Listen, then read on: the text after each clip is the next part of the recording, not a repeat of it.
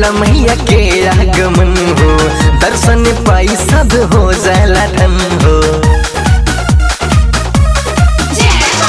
नौमी में होला मैया के आगमन हो, दर्शन पाई सब हो जाला धन हो।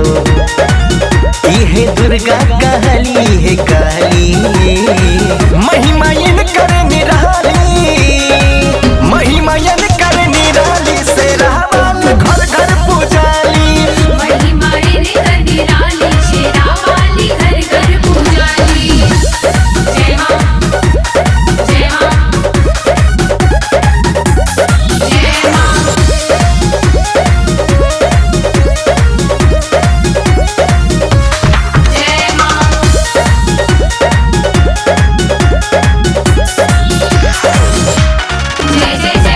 पाप के नाश करेली माई हो, सब कर दुख हरेली माई हो। पाप के नाश करेली माई हो, सब कर दुख हरेली माई हो। कर बिनती सुनेली हाली, महिमा इनकर निराली, महिमा इनकर निराली से रावण घर घर पूजाली। महिमा इनकर निराली से रावण घर घर पूजाली।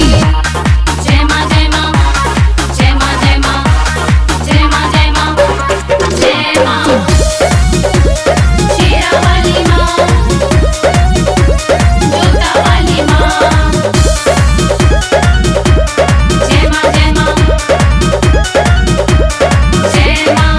एगो भवानी का नाम एगो रूप बा, लड़की चुनरिया में चमकत स्वरूप बा।